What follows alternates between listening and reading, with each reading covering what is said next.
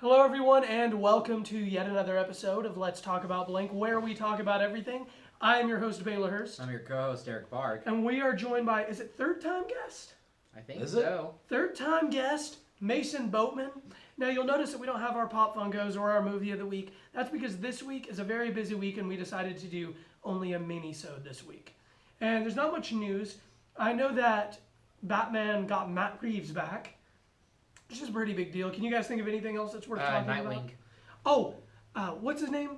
Christopher McKay? Chris McKay. Chris McKay has agreed to direct a live-action Nightwing movie, and I am pumped for it. Nightwing's an awesome guy. Yeah. What if they cast Michael Cera? Oh, man. Oh, man. Hello, secret cameras. It's like, I don't want to be Robin anymore. RIP! Yeah. Well, that's right. He was. Who is Chris McKay? Can you tell me who Chris McKay is? All I know is he also helped work with Phil Lord and Chris Miller on the Lego movie. Okay. I think he helped write. Wait, hold up. Is this Nightwing movie going to be part of the DC universe and all Yes. Yeah. Oh, okay. So it'll probably be riddled with plot holes. Oh, amen, brother. All right, And so Warner Brothers is gonna ruin it. any other things that are relevant to talk about right now? I don't Or know. do we just get straight into it? Let's get her done. All I'm right. tired. So we went and saw Get Out as a group tonight. Oh man. It was pretty phenomenal. We were going to talk about something else, but we saw Get Out and we were instantly like, have to talk about Get Out. As we should say, get out and watch this movie. Oh. No, finish watching the video. Oh. Well, finish watching this video and Oh. then get out. No. and Go watch ahead and this go watch movie. the video first because of spoilers. Oh, yeah, well, that's true. Okay, But- yeah, go watch the movie first. Get Out doesn't look like it's on track to be a huge movie. It doesn't look like it's on track to make a bunch of money, and that's a shame. And we're about to break down why. So, gentlemen, famous patent-pending rating system. What we liked, what we didn't like, final thoughts, maybe a couple of questions from me, and then final rating. Cool. Yeah. Cool. All right. Eric, what did you like about this movie? All right. Well, when I found out Jordan Peele was gonna make a horror movie, I was very Skeptical. Very skeptical. That's fair enough to think. But his direction in writing was probably the best part of this movie. Mm-hmm. I was pleasantly surprised, and then I started reading up on him. He's a humongous horror fan. He loves old horror movies, and this movie is heavily influenced by Night of the Living Dead because this is one of the first times, or just in general, that we get a black protagonist in a horror movie who's strong-willed and takes charge just like the main character does in this film. Spoilers. There are spoilers in this. Yeah. I like everyone's performance in this movie was very good. I'm gonna give him more credit to Jordan Peele. He did a really good job creating tension. Oh, yeah. The fact that someone just walked across a hall was terrifying to me. Me and Baylor both kicked the seat in front of us doing that.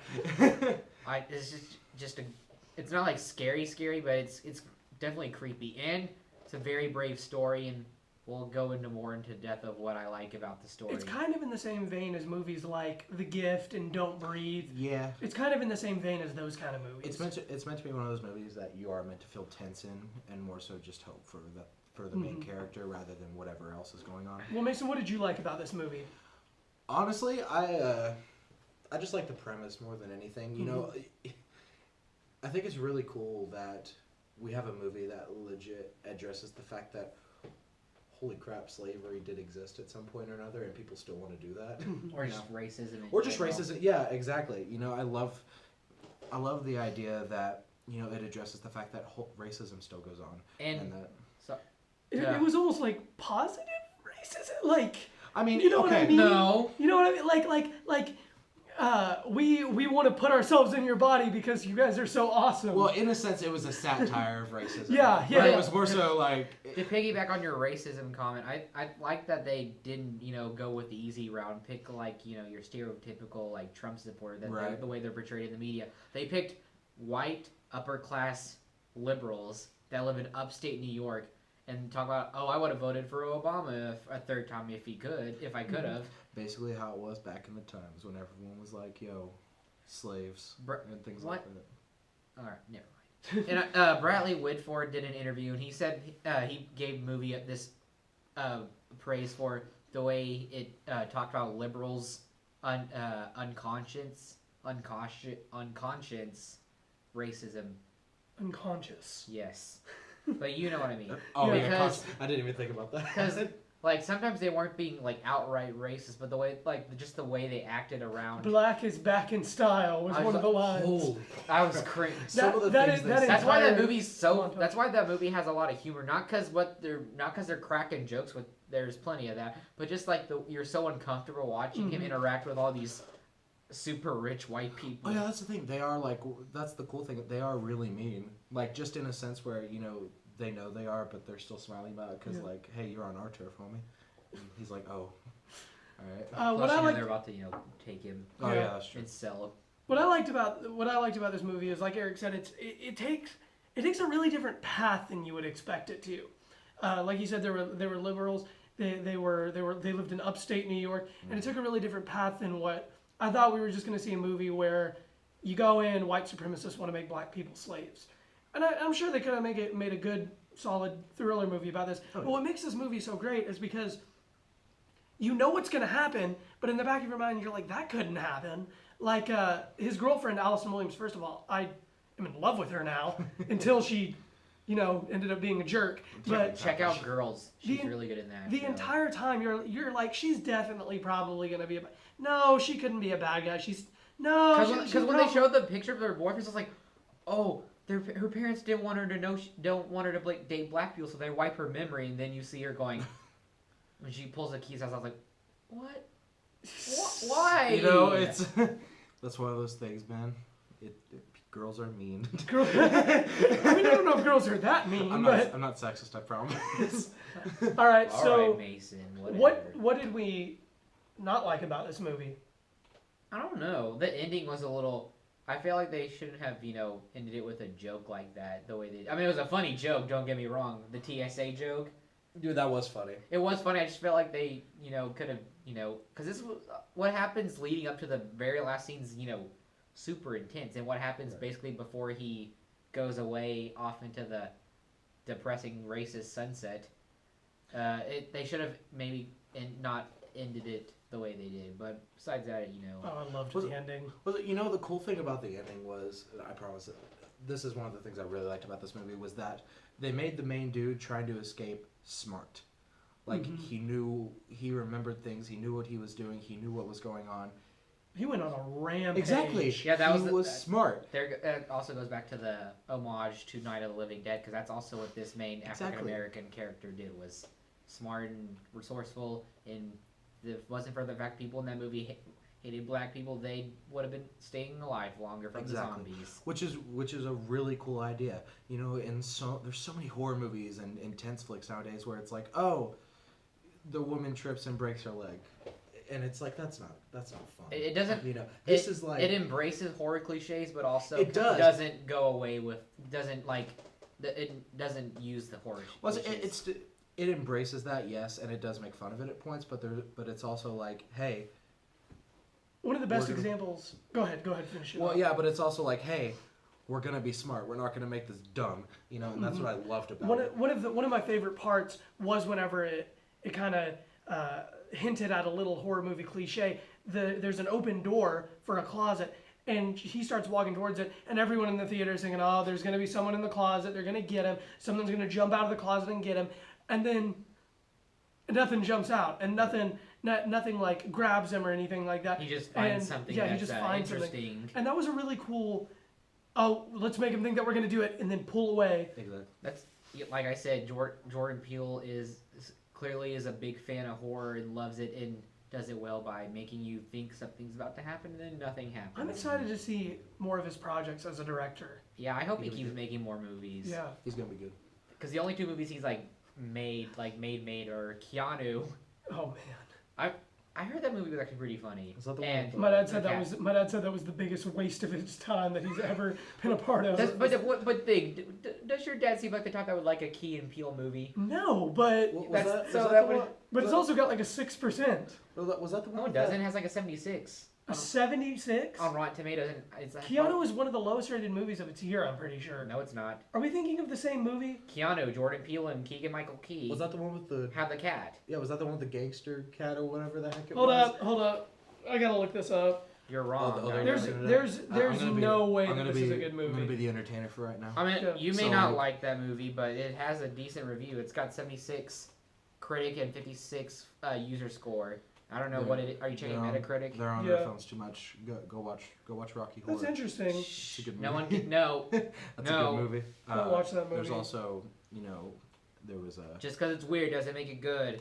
It's got a 63 on It's got a Metacritic. 63. So it's at least a decent movie. I'm not gonna but watch a movie about a cat Yeah, being but a decent gangster. also- It's decent- the dumbest thing I've it's ever not heard. a gangster, it's a gangster's cat. I'm still not gonna watch Yeah, that but decent movie. also It has. sounds so stupid. Yeah, but decent also has the letter D in it, and 63% means a D. So.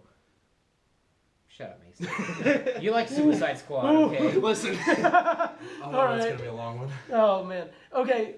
Great job talking about what we didn't like, guys. There really wasn't much to not like about this movie. I do have one thing. What's up? Well, I do admit this movie was a lot more smart than I thought it was going to be. I do think it was a little bit too predictable in how it did things. Like, I'm just going to compare this movie to Don't Breathe because this is what comes to my mind first. Whenever in Don't Breathe, we're allowed to spoil, right? Yeah. Okay. Spoilers. Oh So man, I should have seen this movie already. yeah, I know it's fun. You haven't seen Don't Breathe? No, I have. Eric. It's alright. I just haven't got. It's like with Hacksaw Ridge. Like I hear good things. You need to watch Hacksaw Ridge. I've heard good things about both of those movies. I just haven't gotten around to Hacksaw Ridge is watching like them. one of the best war movies ever made. Holy crap! Boy, you gonna horror movies? No, War war. movies. Oh, I thought you said horror movies. I was like, dadgum, homie. That ain't right. But anyway, comparing to something like Don't Breathe, for example, whenever it gets to the part where, like, he had that woman because she was having his baby and things like that, you did not see that coming whatsoever. While in this movie, whenever, say, for instance, they mentioned, oh, my wife is in hypnosis, it's like, oh, they're going to hypnotize him. You know, Isn't that kind of just the point of doing an homage to horror movies? Well, yeah, but it's like there is a fine line. There is a fine line between satire and just okay. This isn't. Homage doesn't mean satire. Homage just means. Well, homage. Okay, you can do an homage, but also at the same it's time, not really a satire of horror though. I'm not trying to say Okay, we'll stick to homage because you don't like my words. No, I just don't think the movie's a satire. Okay, well anyway. Maybe it's a satire on racism, but it's not a satire on horror. Okay, well homage to horror movies. You can make an homage and make it interesting and cool, but this was an homage where it was like, yeah, you're just kind of doing the things. Because that's why people like the new Magnificent Seven and Hell or High Waters, because it embraces. Because they're both predictable, but because they embrace the Western cliches that have been going around since the dawn of movie making. Yeah, but which is fine. But I mean, if you know exactly what's going to happen, what's the point in watching the daggum movie? Because it's tense, and that movie was really good. It was good. I'm not saying it was bad. I liked it, but at the same time, I just thought it was a little bit too predictable for my taste. Okay, I really don't have any problems with the movie. I'm sure if I watch it 2 or 3 more times, I will. And I will watch it 2 or 3 more times because I really enjoyed it. Okay, guys, what are your... I guess we've kind of already said our final thoughts. Yeah. Final thoughts, really good movie, really good homage to old horror movies, while also being clever enough to trick us into thinking a couple of things are going to happen when they aren't. And really does a good job of That's answering my final racism. thought. My final thought. Really good commentary on racism and how it's prevalent everywhere, not just in the Deep South. And great performances all around. I didn't say anything about the performances. Every single performance. We had the guy from Dodgeball. The blind guy, that was the guy from Dodgeball, the big guy. Was it with really? With a Chinese mail order wife. I never. I was trying to figure out who that was during the entire movie. And then I was just like, oh my gosh, it was him. But great movie, a great time. He I'm gonna wasn't give it- racist. He was like the one not too Yeah. horrible human being. He's just like, I don't care about your color, son. I just wanted your eyes. Well, it's still a pretty bad dude. Well, yeah. Taking definitely- someone's body. But at least he's not racist. But at Like least- everyone else Oh. in that movie. But my final rating for it is going to be, for now, I'm sure that I'll have problems with it later, but walking right out of the theater, a 9 out of 10 staplers. Alright, I'll go. It definitely, like I said, it does a good job of addressing racism, not just like straight up racism, but subtle, sometimes unconscious, because sometimes we don't realize we're being racist, and then happens and someone has to call you out on it. Oh yeah. Great first time directorial debut of Jordan Peele. I can't wait to see what he does. I don't care what genre it is. Once again, he shows why he's such a great writer. Great performances by the guy that plays Chris. I didn't have time to look his name up. That guy's going to do things. Hopefully he has a good career. Allison Williams always does a good job of being a supporting character, except when she was in Peter Pan Live or whatever that one was. That NBC musical. I don't watch TV musicals. It was that. I mean, I've seen good ones, but this was definitely not a good one. And then plus it had Christopher Walken tap dancing, so definitely. Christopher Walken's always cool. But she's really good in that. In this movie, Catherine Keener really good as the mom. Bradley Whitford as the dad. That dude from Atlanta, I don't remember his name, but the guy that plays like the guy that gets kidnapped in the beginning from the show Atlanta, not from the town. Oh, yeah, like that guy. Just good movie, very tense and funny when it needs to be. Scary, go see it. What's your final rating on it? Oh yeah, 9 out of 10. All right, my final thoughts are good movie. Let me check this. Did it stop recording? I don't know. What's going on? Let's check. Oh man, technical difficulties. So many of them. Totes. What's the deal? I don't know. Are you unlocking it? Yeah. It needs why? wrong password. Is This the is first one a capital? Yes. Okay, that's why. Oh man, we're about to reveal my laptop password for everyone to hear. Oh no. No, we still good, fam. Oh, good. Well, what happened? Did it just black out? Yeah. Like plus, I just got worried. I was like, oh, what if it's not recording right now? We lost the whole episode. All right. Beautiful. You go. Your final thoughts. Oh, on the movie. All right, so my final thoughts are good movie. Highly recommend going and watching it, especially if you're into tense, thriller, horror movies, all kinds of things like that. Like these two have said, very good commentary on racism nowadays and how noticeable it really is, especially with some of the things that these people say. It's like, yeah, I've heard that. Mm-hmm. It's insane. Like when Jonathan was like, oh man, he basically had a checklist. He's like, that's happened to me. That's happened to Exactly. me. That's happened to me. That's happened to my cousin. That happened to my dad. Yep, that's happened to me. It's just stuff like that. Which is a very sad thing, but at the same time, it only opens our minds up even more to say. Yeah, hey, so all you dummies that think racism was over once Obama was elected, you're wrong. It could have gotten worse once Obama was elected. But now the hate of the orange people is really bad right now. No, just for the main one. Well, I don't even know. I hate Oompa-Loompas. Oompa-Loompas are pretty cool. Well, what do you have against small people? We better stop before we offend our whole audience. Guys. Okay. All right. I'm the guest, and I realize we're going down a bad path. No, but they're just intolerant. Of Oompa-Loompas, they're tiny and they're orange and they have green hair. Whoa. I hate them.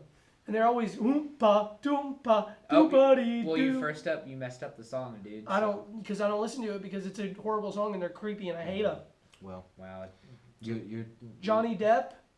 Well, I thought you were talking about the Gene Wilder. I'm saying Johnny Depp did that to them. And you probably also Gene Wilder. And Gene, I haven't seen that movie. You haven't seen the good one? No. Hey, Charlie and the Chocolate Factory is not that bad. The Johnny Depp Charlie and the Chocolate Factory scarred me so bad. You know what? We'll talk about this a different time. I'm sorry. Oh yeah, we went off track. Yes. Anyway. Reeling it back. Reel it in. No, you keep going. Why'd you do this? I was going. You ever He's polishing that pole, homie.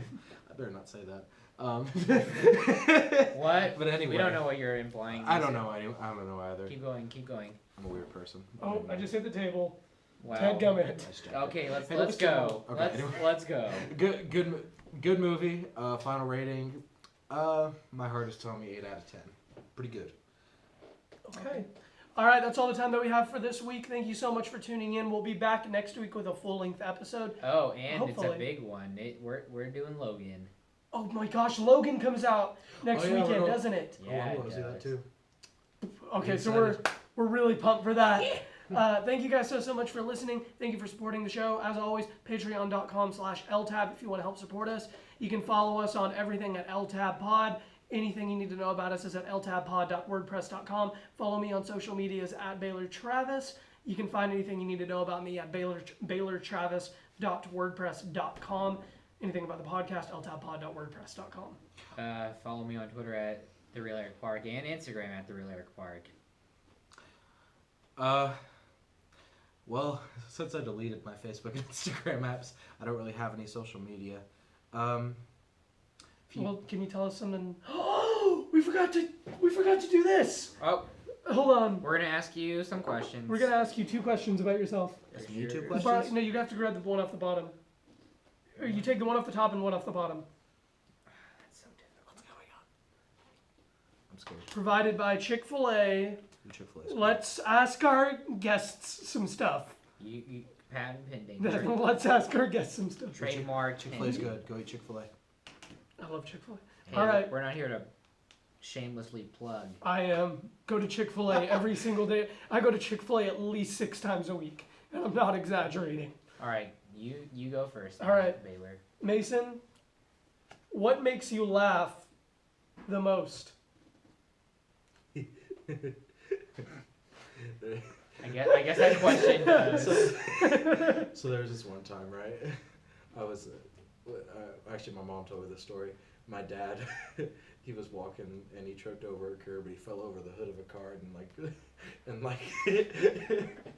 This really does make him laugh. and landed on the road. That's about it. Okay. I just like the image because That's what makes you laugh the she most? she said it looked like my dad nose dived over the hood of a car, and I was like, my dad's an action star. All right, Mason. Describe the best job you could ever have. The best job I could ever have? Yes. First off, it would be in the year of 1985. Nope, that's definitely not. No, I want to see where this is going. All right. And then Baylor knows me. Every day I'd go back to the year 1985, and I would go to Los Angeles, California. Back at the time, whenever it was California. And it's still California. No. And, No. Let him go. Let him keep going. And I would be a man who walks down the street, says hi to people, studies the pavement, comes back to our time, says, "Listen, man, the pavement was gray back then. We need to make it gray again." And they're like, "All right." And then I'd go home. All right. Well, Would you get paid for this? No, I just do it for free, man. It's volunteer work. then it's not a job. Well, I'll tell you what. Well, no, I get paid through the happiness of others. No, that's not how jobs work. It could work that way. Do you want? Okay. You know what? We'll take it. Give me that card. Okay. I don't know how else to end, so there's that. And on that note, thank you to Mason for being our guest. Thanks for having me. Thanks for telling us about pavement and Go see Spider-Man: Homecoming. in It's gonna be a good like movie. 6 months. Yeah, it's gonna be a good movie. That movie comes out in June. I know. That's why I'm saying go watch it. Pre-order your tickets. All right, now. we're done. We're done. All right, bye. Suicide Squad is the worst. Hey! Mason, thank you and goodbye. Bye, everybody.